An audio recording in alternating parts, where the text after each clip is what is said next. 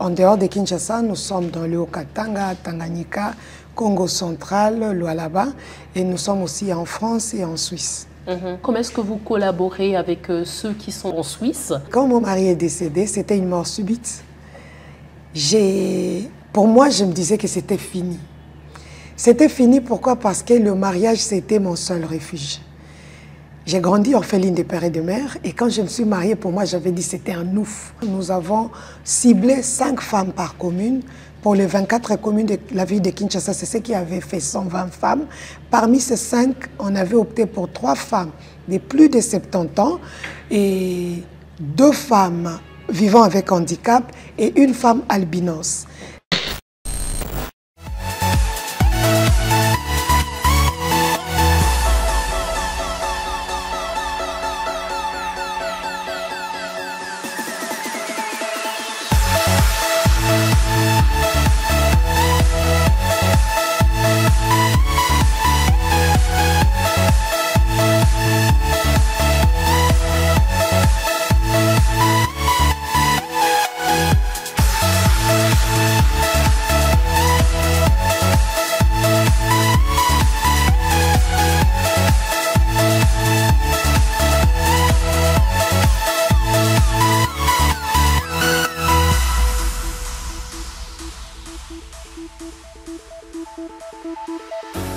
Mesdames et messieurs, bienvenue dans Portail du Succès. Cette émission que vous avez l'habitude de suivre toutes les semaines sur Nuit Image TV.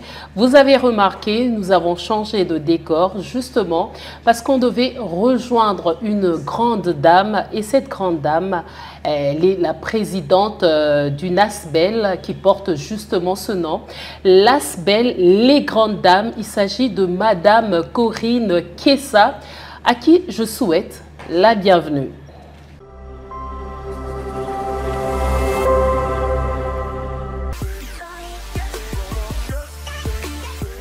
Madame Corinne Kessa, bienvenue dans Portail du Succès. Merci beaucoup.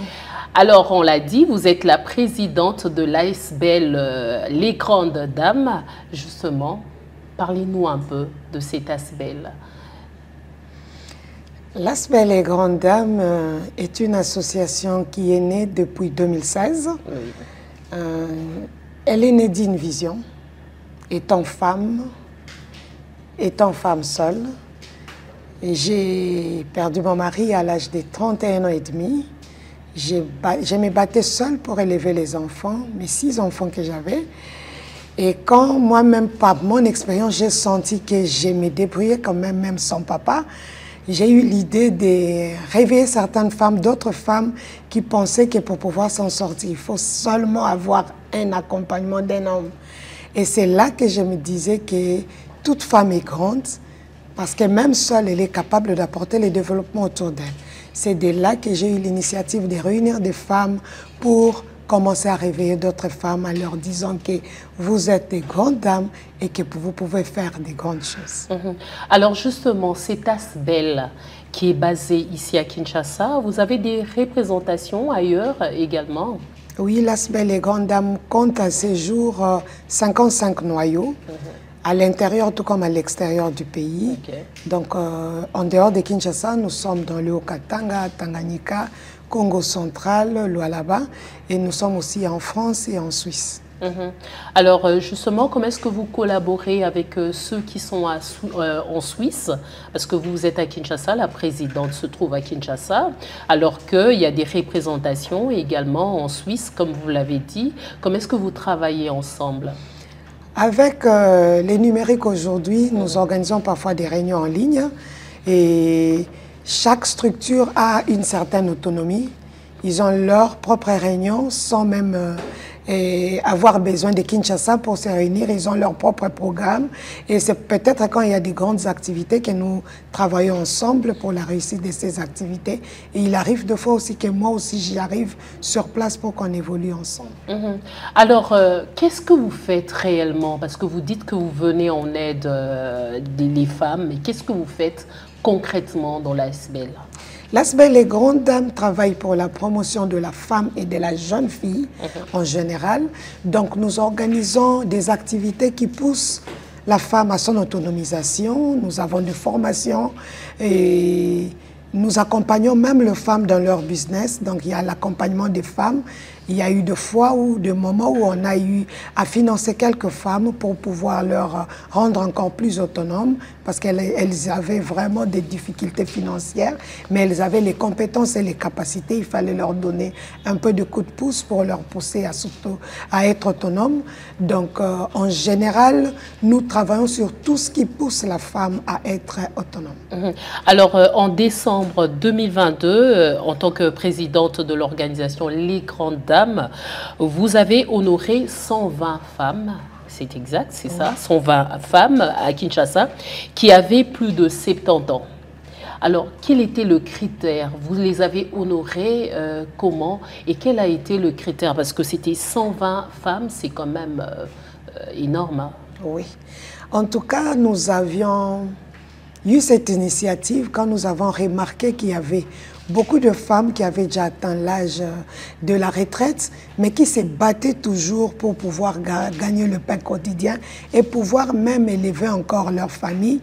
Et c'est par là qu'on s'était dit que nous allons fouiller quelques femmes pour donner de l'équilibre et ne pas exclure certaines. Nous avons ciblé 5 femmes par commune. Pour les 24 communes de la ville de Kinshasa, c'est ce qui avait fait 120 femmes. Parmi ces 5, on avait opté pour 3 femmes de plus de 70 ans et 2 femmes vivant avec handicap et une femme albinos. Les femmes vivant avec handicap et albinos, il n'y avait pas trop l'exigence des 70 ans, mais il y avait quand même des femmes aussi de cet âge qui ont fait partie des bénéficiaires de ces trophées Grande Dame. Et pourquoi elles? Parce que nous nous étions dit que ce sont des modèles de femmes à montrer à la jeunesse d'aujourd'hui. Beaucoup de jeunes pensent qu'il faut seulement aller demander, il faut faire n'importe quoi pour gagner la vie. Mais ces femmes, malgré que parmi elles, plusieurs d'entre elles ont des enfants qui sont aujourd'hui des hauts cadres de ces pays, mais elles n'ont pas choisi la facilité, elles n'ont pas choisi la dépendance, elles ont préféré elles-mêmes commencer à gagner leur pain. Donc c'est pour cela qu'on les avait élevées, puisqu'il n'y aura personne peut-être qui aura le temps de leur remercier pour ce qu'elles vont faire. L'Asbel Les Grandes Dames avait dit qu'il est temps d'honorer ces femmes, peut-être que personne d'autre ne le fera. Alors vous dites que le déclic est arrivé lorsque vous avez perdu votre mari. C'est à ce moment que vous avez eu cette initiative de créer cet Asbel. Combien de membres comptait-il? Quelles sont les démarches que vous avez eu à mener pour justement avoir autant de membres dans votre Asbel? Ok.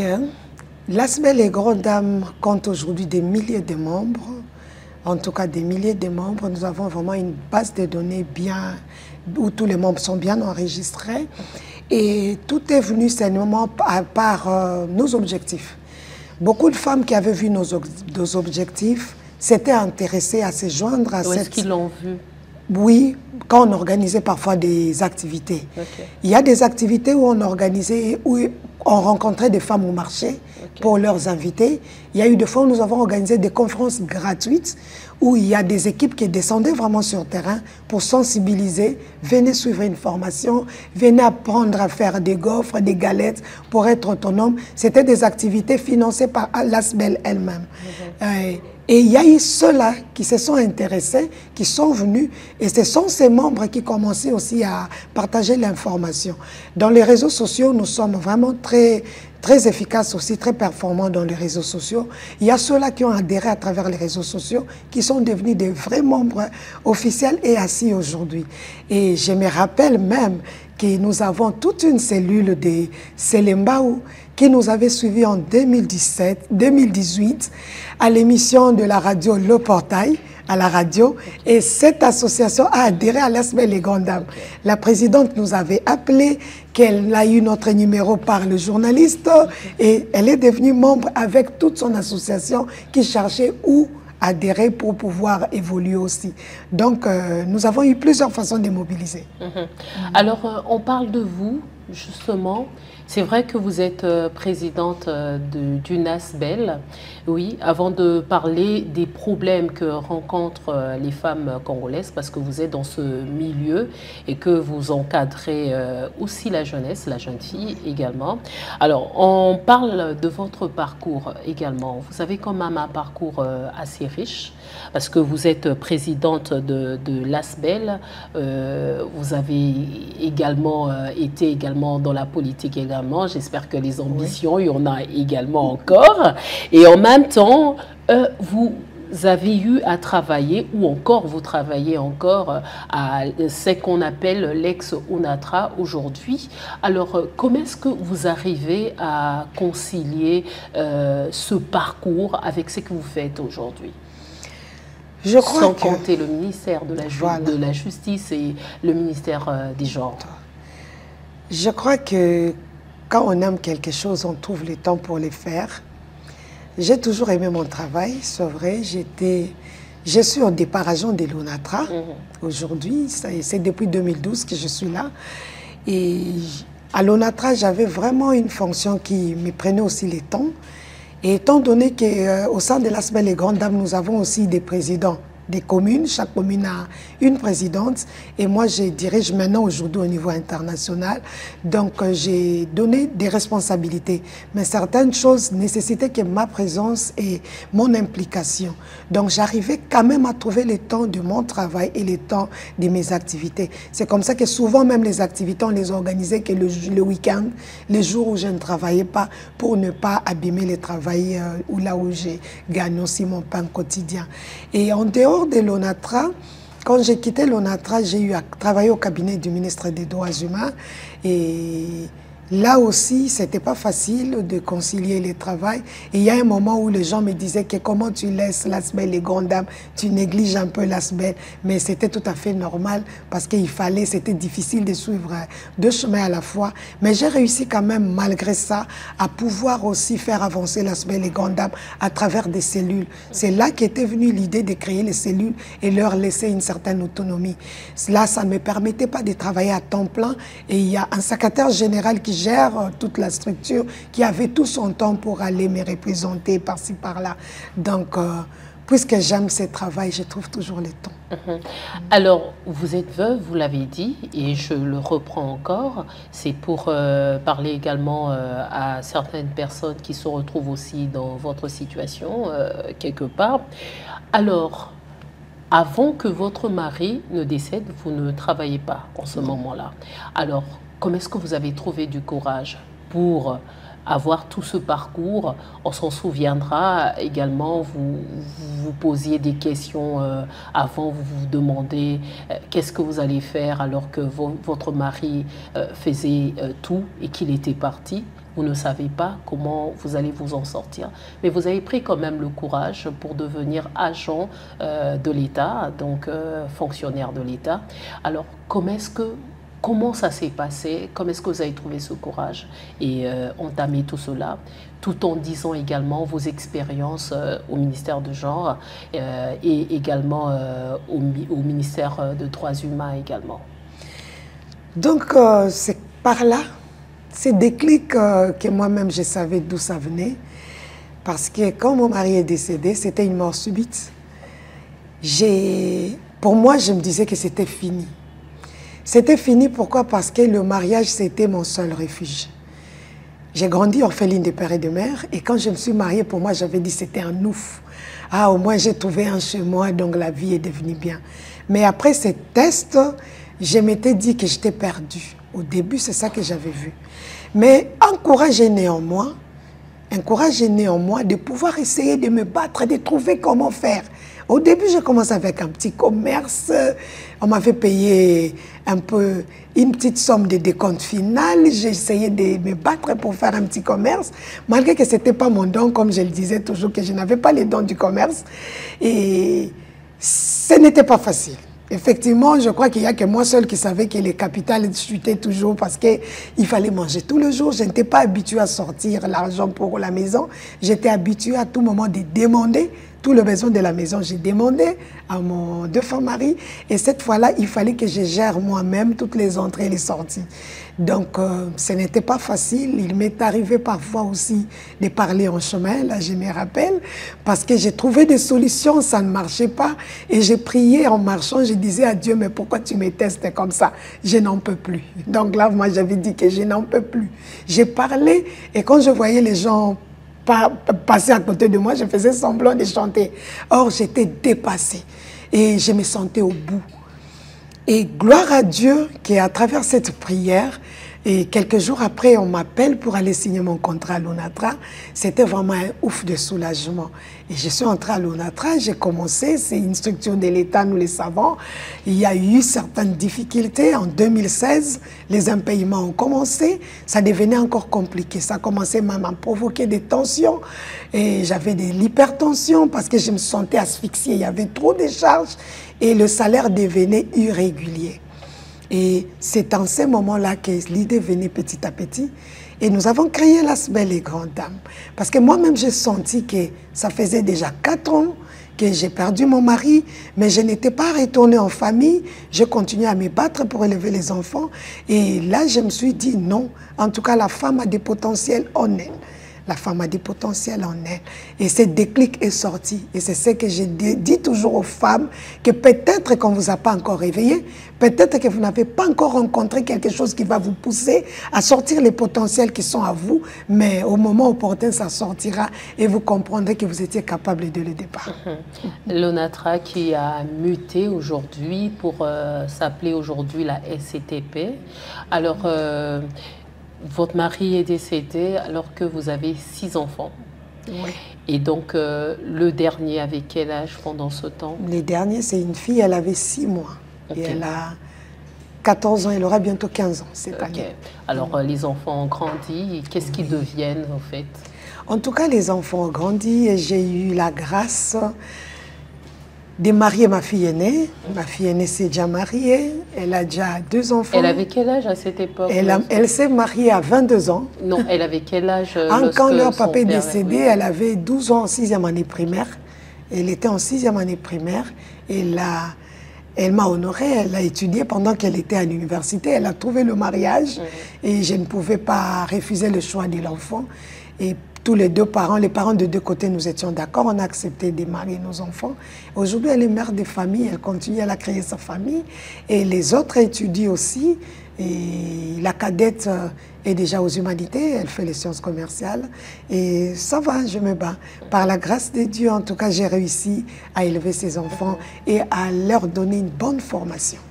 Alors, vous qui encadrez les jeunes filles, vous encadrez également les dames, également, pour ne pas dire les jeunes dames, parce qu'il y en a certainement aussi un peu plus âgées, certainement. Alors, vous les encadrez. Quels sont les problèmes que rencontrent les dames aujourd'hui en RDC? Oui, en tant qu'encadreur de femmes, le premier problème, je crois que c'est les problèmes d'estime de soi. Beaucoup de femmes croient difficilement en elles. Beaucoup de femmes croient que leur bonheur viendra d'ailleurs et pas d'elles-mêmes. C'est quelque chose qui bloque aussi l'avancement de beaucoup de femmes. Et en dehors de ça, c'est le manque d'encadrement aussi. Elles ne sont pas bien encadrées, elles ne sont pas accompagnées. Il y a certaines, pour pouvoir avancer, ils doivent être encadrés. C'est différent de nous autres. Nous, c'est la vie qui nous a encadrés, c'est la nature qui nous a enseigné. Nous sommes devenus ce que nous sommes aujourd'hui. Et beaucoup de femmes ont besoin d'encadrement. Parce que moi-même, j'ai rencontré ces femmes qui ne croyaient pas en elles, qui, en adhérant à l'ASBEL, les grandes dames aujourd'hui sont devenues des grandes dames sûres d'elles. Et en dehors de ça, c'est le moyen financier. Beaucoup de femmes, par manque de moyens financiers, se permettent de faire n'importe quoi et croire à n'importe quelle idée qu'on pourra lui apporter. Mais pendant que si elles étaient stables financièrement, peut-être qu'elles ne commettraient pas à cette bêtise qu'elles commettent aujourd'hui. Donc c'est encore un problème qui bloque beaucoup de femmes. Et c'est comme ça que nous demandons toujours qu'on puisse accompagner les femmes. Cet accompagnement des femmes est très important parce que de nature, la femme est faible. Là, c'est la nature. Et elle tombe dans certaines tentations toujours par ce manque de moyens financiers. Là, c'est à caractère général, c'est un critère général. en dehors de celles qui sont faibles de nature, mais à caractère général, nombreux tombent seulement par manque de moyens financiers. Mais que si elles ont un travail stable, je ne crois pas qu'elles feront beaucoup de choses. Puisque vous évoquez les problèmes financiers, justement, l'ASBEL, où est-ce qu'elle trouve des fonds pour soutenir et accompagner les membres, ces démunis, où est-ce qu'elle trouve de l'argent pour les accompagner? L'ASBEL, les grandes dames fonctionnent avec les cotisations des membres d'abord. Souvent, quand nous organisons, nous initions des projets pareils, il y a certains membres qui se cotisent pour pouvoir aider les autres. Nous avons eu une période où il y a certains membres qui avaient même sacrifié leur salaire pour pouvoir aider quelques femmes pour des petites sommes, parce que c'était des femmes, je crois, de quelques communes un peu urbano-rurales, et qui nécessitaient parfois en 50 000 francs et 100 000 francs pour avoir un capital de 2 bicolos. Il y a Kwanga, 2 bicolos, il y a Boye. Et il y a certaines femmes qui avaient mis leur argent pour pouvoir aider ces femmes. Donc nous avons aussi des dons de bénévoles, certains bénévoles qui voient les réalisations de l'ASBEL, les grandes dames. Et quand nous sollicitons de gauche à droite l'accompagnement de certaines personnes, il y a certaines personnes de cœur sensible aussi qui nous accompagnent. Et c'est ce qui nous permet de pouvoir même organiser des formations gratuites, parce qu'il y a certaines personnes qui financent ces formations, et ça nous aide à pouvoir accompagner plusieurs femmes dans ces genres d'activités. Et quelles sont vos perspectives concernant l'ASBEL? Quelles sont vos perspectives d'avenir? L'ASBEL, les grandes dames, nous travaillons pour la promotion de la femme et la jeune fille, c'est dans nos objectifs généraux. Et dans nos objectifs spécifiques, nous sommes aussi dans l'encadrement de jeunes et toujours dans le souci de rendre la femme autonome et le jeune autonome. L'ASBEL, les grandes dames, a initié même un groupement d'intérêt économique qui est en train de naître, qui a déjà des membres qui ont adhéré, où il y aura plus de jeunes qui vont avancer. Ce groupement d'intérêt économique Dynamique Campus va travailler et aura plusieurs activités qui vont remonter un peu les niveaux de finances des membres de l'ASBEL, les grandes dames. Donc en mutualisant nos efforts pour pouvoir créer des projets entrepreneuriaux. Et dans l'objectif l'avenir, la perspective d'avenir, nous souhaitons avoir des grands centres de formation, et que nous soyons un incubateur vraiment des entrepreneurs en République démocratique du Congo.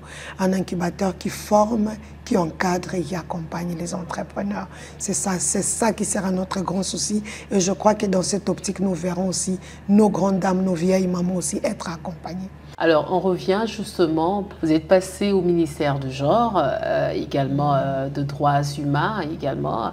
Alors, pouvez-vous nous en dire un peu plus sur ce parcours? Comment est-ce que vous êtes arrivé? Quelles sont les expériences que vous avez acquises là-bas?